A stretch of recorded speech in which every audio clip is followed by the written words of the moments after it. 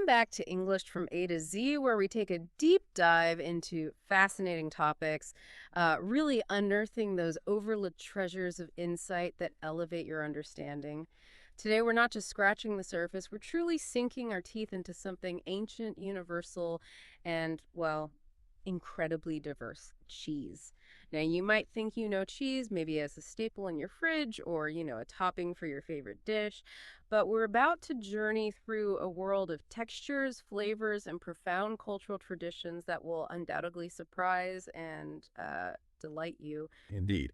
It's a topic far richer, really, and more complex than simply a topping for spaghetti or, a slice in a sandwich. What's truly captivating is how cheese, the seemingly humble food, offers such a perfect and versatile lens through which to understand human history, intricate biological chemistry, Mm. and even expansive global migration patterns. We'll explore its earliest origins, its surprisingly precise and actually scientifically grounded classifications. And then we'll move into some truly unique and perhaps even um, eyebrow raising ways it's savored around the world, challenging some of our preconceived notions about what food can truly be. So, whether you're a seasoned connoisseur who can effortlessly distinguish between 100 different types of artisanal European cheeses, or perhaps you're just someone who enjoys a trusty slice of cheddar on your burger, get ready to embark on a truly delicious exploration with us. We'll be meticulously breaking down its many varieties, even tackling how to confidently pronounce some of those trickier names that often hint at their rich European heritage, and uncovering its indispensable role in culture stretching from the bustling, vibrant markets of Italy to the serene, mist-shrouded highlands of Ecuador. It's going to be a captivating and, dare I say, utterly scrumptious journey. Right.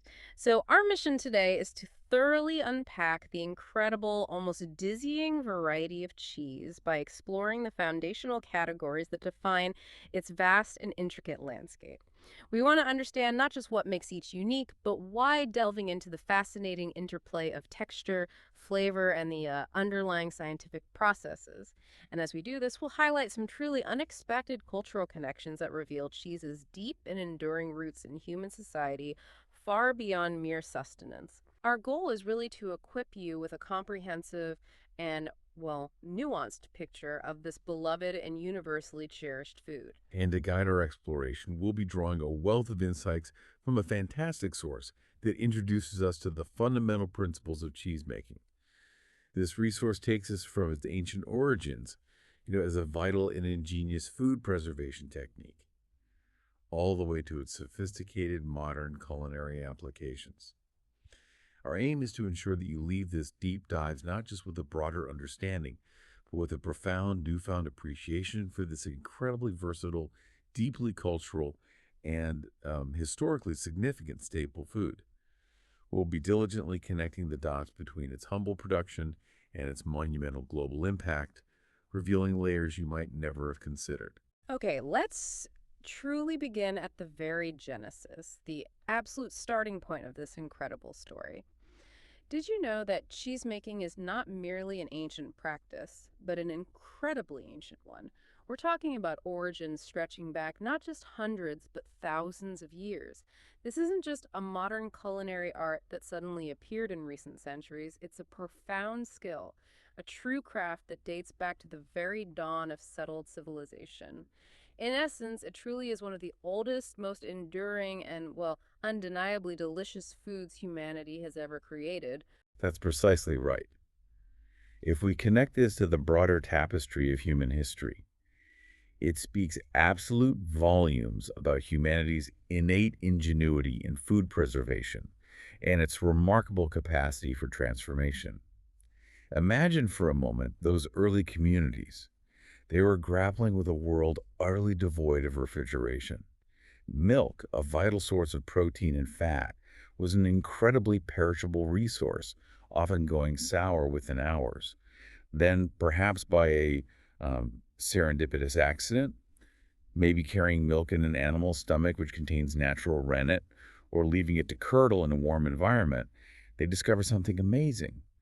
They found that this fleeting liquid could be converted into a more stable, nutrient-dense, and crucially, a far more transportable food source. Wow. So it wasn't just about making something tasty, it was fundamental. Absolutely fundamental. This wasn't just a culinary discovery. It was a monumental technological leap for survival and sustenance. It allowed for longer journeys, supported more efficient trade networks, and critically provided a buffer against periods of scarcity. That makes so much sense. So, this deep ancient history means that while we're about to discuss modern categories and specific types, the fundamental, almost magical principles, coagulation, separating curds from whey, the art of aging, have been meticulously refined and perfected over countless millennia, passed down through generations.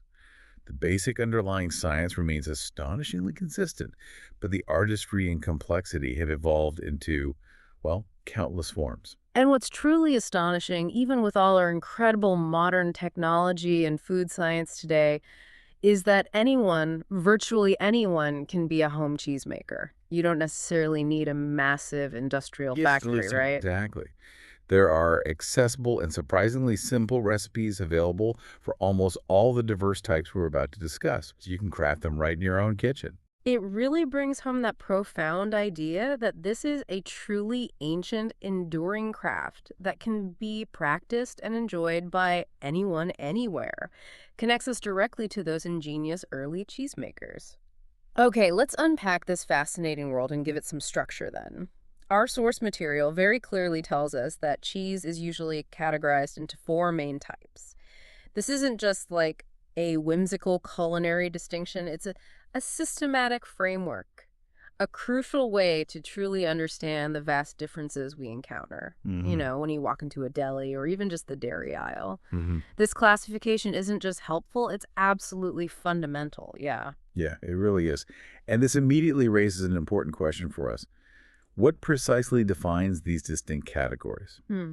The designation, as our source meticulously details, directly refers to the amount of moisture retained within the cheese. And that, in turn, has a profound and direct impact on its texture, its potential for aging, and ultimately, its flavor profile. It's a beautifully scientific yet remarkably intuitive way to understand its intrinsic properties. Cheeses with a higher moisture content will feel fundamentally different, taste different, and even behave differently in cooking compared to those with very little moisture. It's not merely a descriptive term, it's a foundational concept in the entire art and science of cheesemaking. Got it. So, what are those four main types then? Right, so to lay out this foundational framework, the four primary categories that our source material introduces us to are, firstly, the soft cheeses. Then we transition to semi-soft varieties, Ooh. moving further along the spectrum into the semi-hard cheeses, and finally culminating in the wonderfully complex hard cheeses. This progression isn't arbitrary. It represents a logical, often continuous spectrum based directly on that crucial moisture content we just discussed, moving from most hydrated to least. That's incredibly helpful for visualizing it. Think about the stark difference between how a crumbly, almost dry, aged cheese feels in your hand, maybe flaking delicately, versus a creamy, spreadable one that practically melts on your tongue and clings to your palate. Yep. This isn't just an arbitrary difference in preference or random outcome, right? It's a direct and deliberate consequence of its moisture content. Which is meticulously controlled from the initial coagulation right through the careful aging process. It's really a testament to the cheesemaker's skill. So the softer the cheese, the more inherent moisture it holds. That makes perfect intuitive sense, doesn't it? Precise. And that very simple yet profound principle is exactly what we're going to dive into next, segment by segment, category by category, to truly understand what makes each type so unique, how their characteristics develop, and, well, the myriad delightful ways we enjoy them around the globe. Kicking off our specific exploration with the soft cheeses, these are the ones you can literally physically squish under your fingers. Think about that immediate yielding pliability. Yeah, that tactile element is key. They're characterized by a delicate texture, typically possessing a mildly flavored profile that won't overwhelm the palate. And as we've just established, they are very high in moisture. For many people, these often serve as the delightful gateway cheeses, right? Absolutely. They're very approachable. And what's truly fascinating here is how these very characteristics fundamentally dictate their common culinary uses and, significantly, their comparatively shorter shelf life. Their inherent high moisture content means they're more perishable than their harder, drier counterparts, so they often require consistent, careful refrigeration. Right, gotta keep them cold. Exactly. Our source lists several excellent and widely recognized examples. Cottage cheese, for instance, which is almost like a very loose textural yogurt in its mildness and freshness. Cream cheese, a universally loved staple not just in desserts like rich cheesecakes, but also spread generously on bagels. Oh, yeah, essential. Ricotta, an Italian classic, frequently used in savory Italian dishes like lasagna or sweet pastries like cannoli. Brie, that wonderfully creamy, bloomy-rinded French cheese known for its buttery interior.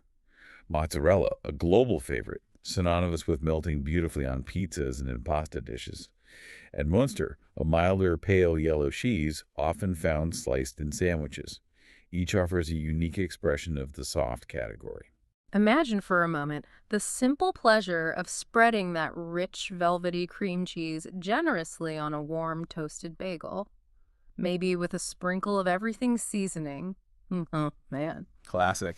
Or picture experiencing the almost liquid, exquisitely creamy texture of a perfectly ripe brie, gently oozing onto a crisp cracker, perhaps accompanied by a sliver of apple. These aren't just descriptions, these are classic, sensory-rich examples of soft cheeses performing beautifully in their element. That luscious mouthfeel and gentle flavor. So, understanding these defining characteristics, what does this all mean for how we typically enjoy them? Our source material suggests a common and delightful practice. These soft cheeses generally pair exceptionally well with certain fruits or various cured meats, showing their versatility, right? Exactly. But this observation prompts us to delve into a nuanced but important distinction in culinary language. What is the fundamental difference between pairing a cheese and utilizing it as an ingredient? When we discuss pairing, like enjoying brie with a fresh fig or specific goat cheese with a light white wine, we're suggesting a harmonious combination of complementary flavors. In these scenarios, the cheese retains its distinct form and identity, served alongside other items, each component enhancing the other. Okay. It's meant to be consumed together, yes, but the cheese isn't fundamentally altered or absorbed into the structure of another dish. Ah, okay. So ingredient is different. Precisely. When cheese functions as an ingredient, it plays an absolutely integral, often transformative role within the dish. It has to be there to make the dish work or define its character. Consider mozzarella on a pizza. It doesn't just sit there. It melts, it stretches, it becomes a gooey, savory structural component. Right, it holds it all together. Exactly. Or think of cream cheese in a decadent cheesecake. It doesn't just complement. It is the body, the texture, and the primary flavor of the entire dessert. In these cases, the cheese's form, and often its chemical properties, are fundamental to the final creation, not merely an accompaniment. That distinction is truly vital for understanding how we approach cheese. Imagine a beautifully arranged charcuterie board. You might see exquisite, soft cheeses alongside fresh grapes, vibrant berries, or thinly sliced prosciutto. That's a perfect illustration of pairing. Contrast that vividly with, as you mentioned, mozzarella on a piping hot pizza where it's melted into a luxurious, bubbly blanket, absolutely integral. It completely changes the experience. And it's clear that many of these soft cheeses are incredibly versatile beyond those pairings. They're perfect for a quick, wholesome breakfast like that cottage cheese we mentioned. They make utterly delicious and creamy pasta fillings. Imagine rich ricotta folded into a classic lasagna. Ah, fantastic. And as you expertly highlighted, they are absolutely fantastic as essential dessert elements in everything from cheesecakes to delicate tarts. Their inherent mildness, delicate flavor, and luxurious creaminess make them wonderfully adaptable. Okay, moving gracefully along our cheese spectrum, we now enter the delightful middle ground, the semi-soft and semi-hard categories. The semi-prefix here, as we clarified earlier, perfectly describes their nature. Partially hard, partially soft. That's it.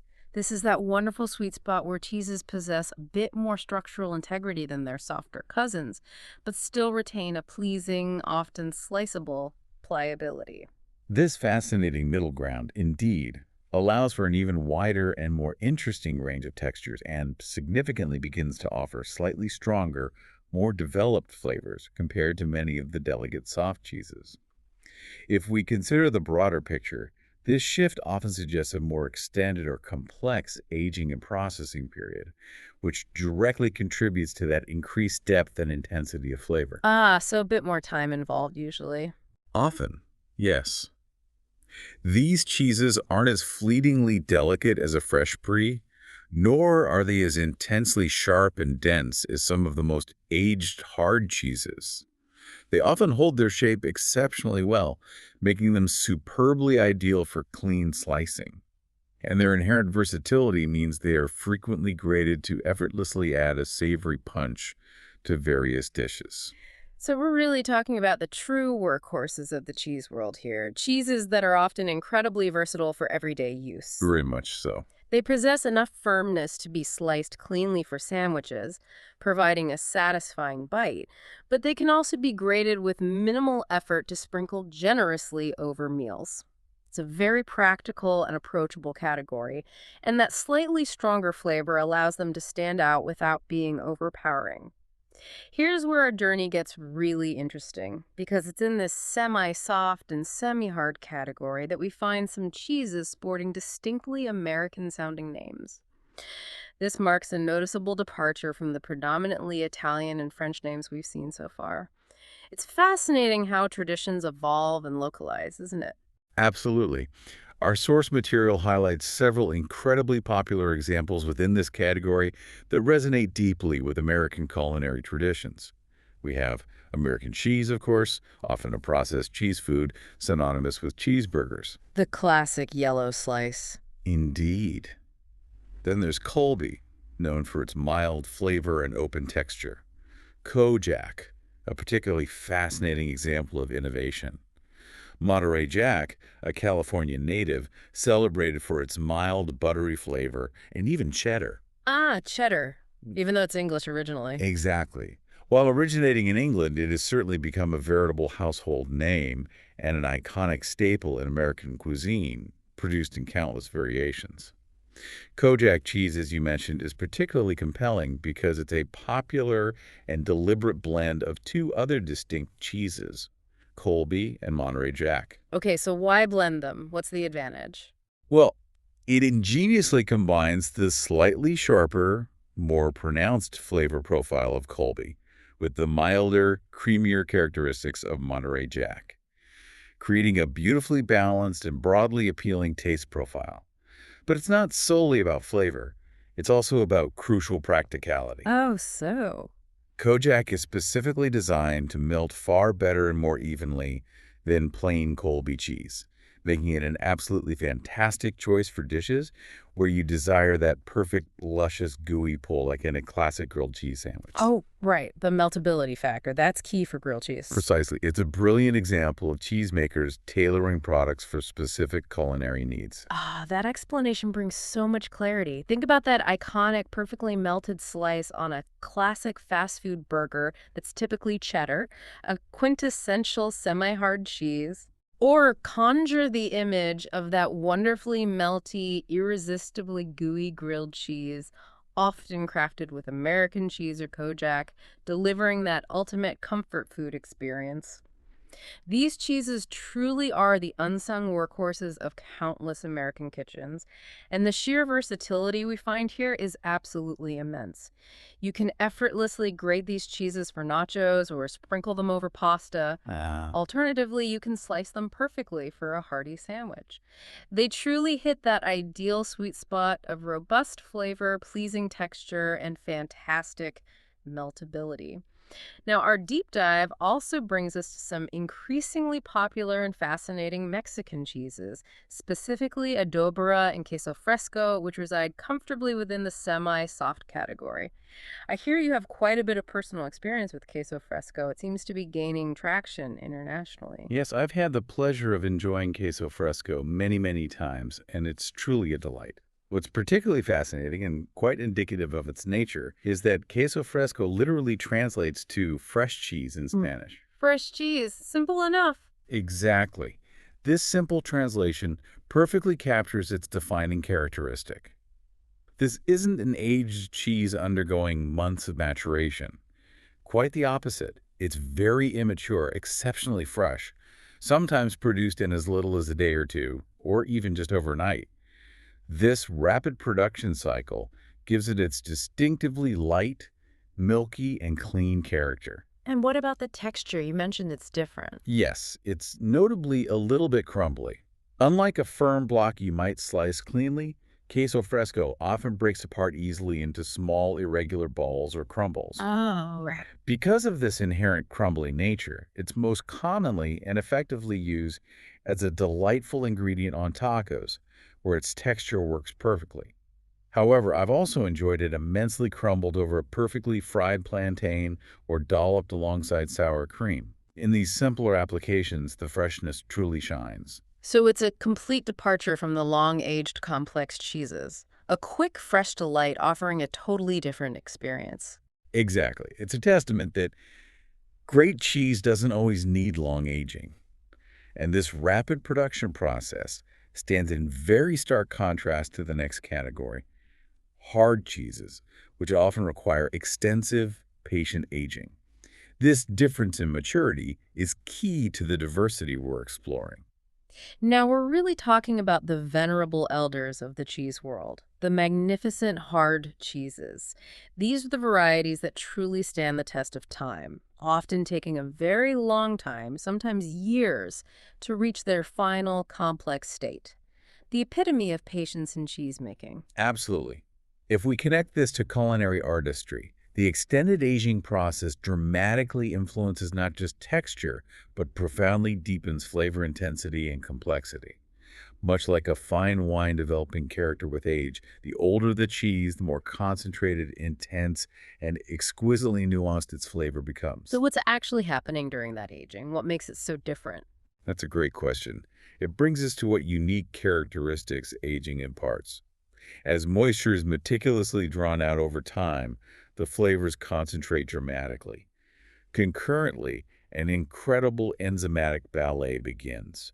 Specialized enzymes break down complex proteins and fats into hundreds of simpler yet impactful flavor compounds. Like what kind of compounds? Various amino acids and fatty acids that create those deep, savory umami notes we cherish. Think of that salty, nutty complexity in aged Parmesan. Furthermore, in many hard cheeses, you'll find fascinating crystalline structures, often calcium lactate crystals. Ah, the crunchy bits. Exactly. Those add a delightful crunch, a hallmark of well-aged Parmesan. The texture also transforms, becoming much firmer, denser, and often crumbly or granular. So it's not just waiting, it's a truly remarkable journey of transformation. Time itself becomes an essential ingredient, deepening flavor, refining texture. Precisely. The patience and care involved pays off in unparalleled intensity and richness. When you think of a classic hard cheese, for many people, Parmesan and Romano probably come to mind almost immediately. Most familiar is that grated powder over spaghetti, right? That's the common image, That's yes. But what's genuinely fascinating is their incredible versatility beyond that, especially Parmesan. In Italy, particularly in Parma, Parmigiano Reggiano is taken with profound seriousness. People often purchase large, substantial pieces carved from enormous wheels. Not just the little shaker container, then. Definitely not. Yeah. And here's a critical point. The price and the esteem are directly related to its age. You might pay significantly more for 18-month or even a 36-month aged variety, each offering a distinct intensity and depth of flavor. And how do they eat it there beyond pasta? Well, in authentic Italian culture, older, well-aged Parmesan is frequently enjoyed simply on its own, broken into small, irregular pieces, perhaps savored with a complimentary glass of robust red wine, or, as a true connoisseur might, with a tiny drop of high-quality balsamic vinegar to complement its rich, salty umami notes. Wow, just on its own or with vinegar. It's not just a condiment, it's a revered culinary experience, profoundly important to Italian gastronomic identity. Romano is another venerable Italian hard cheese used similarly on pastas, offering its own distinct, sharp, salty profile, often a bit tangier if it's Pecorino Romano, made from sheep's milk. So it's truly not just an ingredient, it's a centerpiece, a sophisticated appetizer, a companion item. That's a whole new dimension. Imagine tasting a small, crystalline shard of 36-month aged Parmesan with a sip of red wine, utterly different from just sprinkling it on spaghetti. And what about those other famous yet distinctly different hard cheeses like Swiss and Gruyere? They're widely recognized but used in very specific ways, aren't they? This brings up another important point about how diverse cultures utilize specific cheeses based on their inherent properties. Yeah. Swiss cheese, for instance, is popular for sandwiches, instantly recognizable by its characteristic holes or eyes formed by gas during ripening. Right, the holes. And unlike some other hard cheeses, Swiss melts quite beautifully, making it excellent for hot sandwiches, gratins, things like that. Asiago, another hard cheese mentioned in our source, is Italian and remarkably versatile. When young, it's semi-soft, buttery, good for slicing. But when aged, it transforms into a much harder granular cheese with a wonderfully nutty flavor, often grated or shaved into salads. And Gruyere. That's the fondue one, isn't it? That's the one. Gruyere, a renowned French cheese, specifically from the Gruyere region straddling Switzerland and France, is celebrated for its very strong, deeply complex, nutty flavor. It is without doubt the go-to cheese for authentic fondue, that wonderful communal dish where bubbling melted cheese takes center stage. Dipping bread into the pot. Exactly. Pieces of crusty bread, vegetables, fruit are dipped into a shared pot of warm Gruyere, often blended with other cheeses and white wine. It's phenomenally popular, especially in Switzerland. The pronounced strength and robust flavor of Gruyere are crucial, allowing it to stand up magnificently to the heat and other ingredients, creating that truly memorable flavor experience.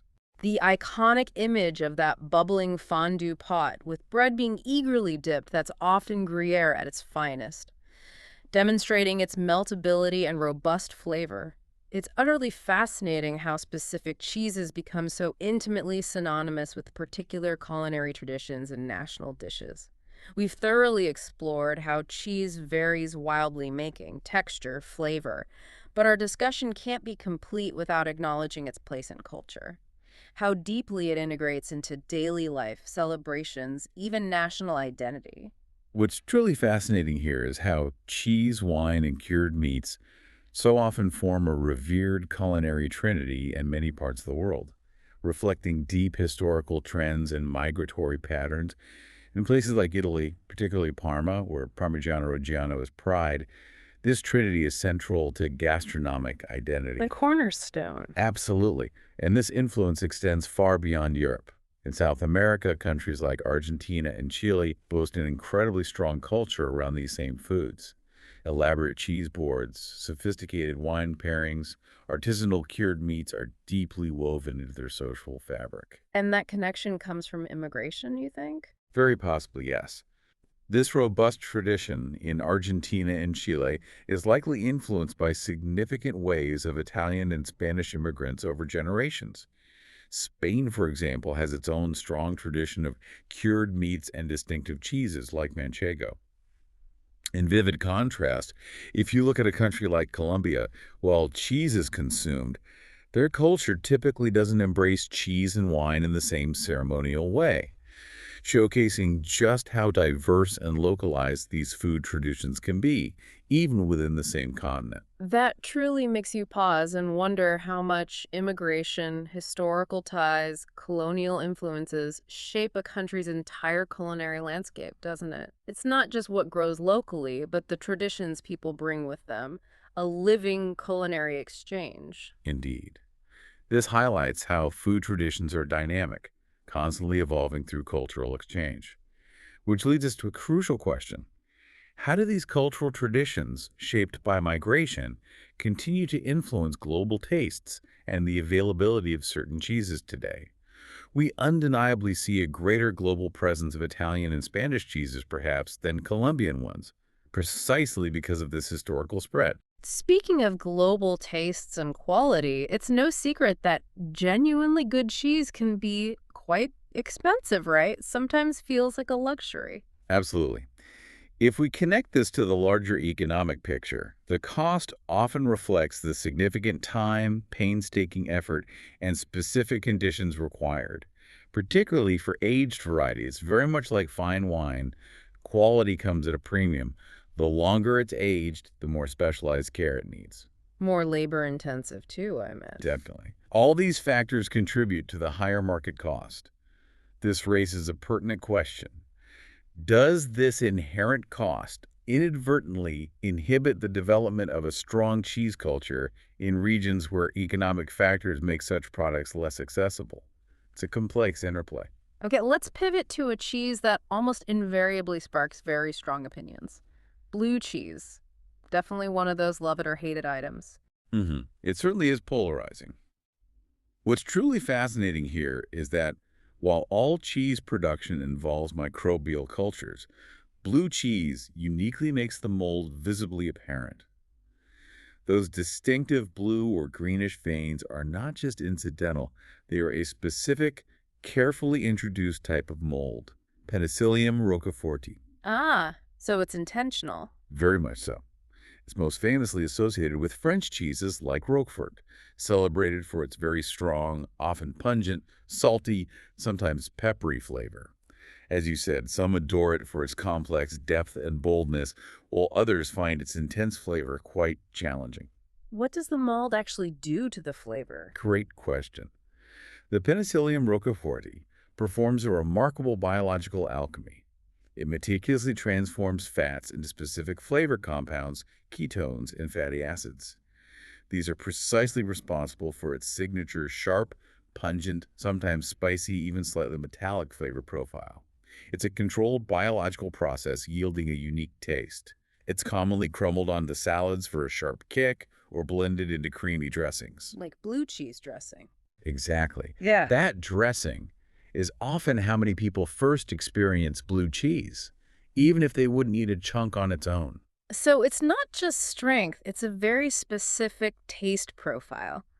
It's funny, I personally find blue cheese a challenge, but I absolutely adore Camembert, another French cheese with a strong, stinky flavor. Right. It just shows how varied tastes can be, even within strong flavored cheeses. Highlights the subjectivity of it all. Here's where our deep dive truly gets really interesting. Some utterly unique local traditions.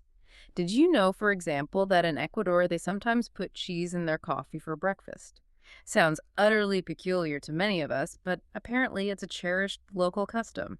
This delightful tradition immediately raises a fascinating question about culinary boundaries and what we consider normal food combinations. Our perception is so culturally conditioned. In Ecuador, a very immature cheese, quite similar to queso fresco called queso mesa, literally table cheese, indicating its common status is used. Okay, so a fresh, simple cheese. Yes. This queso mesa is placed directly into a cup of hot, steaming coffee, typically prepared with milk as part of their morning breakfast ritual. What happens to the cheese? Does it melt? Intriguingly, no, not fully. The heat doesn't cause it to dissolve. Instead, it makes the cheese incredibly bendy, wonderfully soft and pliable without losing its form entirely. You then enjoy this softened cheese alongside your coffee, often with traditional Ecuadorian bread. Those who try it, often with initial apprehension, universally describe it as yielding a very interesting and, surprisingly, quite a good taste. Really? Good. Yes, friends who are initially skeptical are almost invariably surprised by how much they enjoy it. It's a remarkable combination, melding savory, creamy notes with the bitter, robust coffee. Wholly unexpected and delicious. Wow, that is truly an unusually delightful and utterly unexpected combination. It so vividly highlights how different cultures creatively integrate food, challenging our assumptions about what goes together. Fascinating how something strange to one culture is perfectly normal and delicious in another. Indeed. And it serves as a powerful reminder to question our ingrained assumptions about food pairings and remain open to new sensory experiences. It's a profound testament that our culinary norms are very much a product of our specific cultural upbringing. A beautiful lesson in culinary diversity. We've just journeyed through the incredible, multifaceted world of cheese, traversing its ancient origins as a cornerstone of human sustenance. We delved into its precise categorizations by moisture, dictating textures and uses. We've explored its vast applications from simple ingredient to sophisticated pairing, and even its surprising cultural roles, revered delicacy or unexpected coffee companion. This deep dive truly reveals cheese is profoundly more than just a dairy product. It's a testament to human innovation, cultural identity, and the endless possibilities of flavor and texture from one humble ingredient. Understanding its nuances genuinely enriches our appreciation for food and the magnificent global tapestry of gastronomy. So after exploring all these truly fascinating facets, what stands out most vividly to you about the wonderful, endlessly surprising world of cheese? Well, if we connect this journey to the bigger picture, the sheer global variations, steamed Parmesan in Italy, fresh queso fresco in Mexico, cheese and coffee in Ecuador, it compels you to wonder, how much of our own perception of normal food is simply a product of our specific cultural upbringing? Yeah. What one culture finds peculiar, another finds traditional and comforting. Exactly. And looking forward, as global travel and cultural exchange accelerate, what new, perhaps even more unusual cheese traditions or combinations might emerge? It's an exciting thought. This reflection leads us to an important question for you, our cherished listener. Does your country, your culture, boast a strong cheese culture? What specific kinds of cheeses do you personally enjoy most? Or what unique ways do you consume them that might astonish others? We are incredibly curious and genuinely eager to hear about your personal tastes and experiences, especially if your country has fewer traditional cheese options like some regions of China. Or if you have some truly unique customs, like our example from Ecuador. We'd absolutely love for you to share your experiences and insights with us. Thank you so much for joining us on this deep dive into the truly wonderful, surprising, and delicious world of cheese. Until next time, keep exploring, keep learning, and most importantly, keep savoring all the unexpected flavors and rich traditions that make our shared world so incredibly diverse and endlessly fascinating.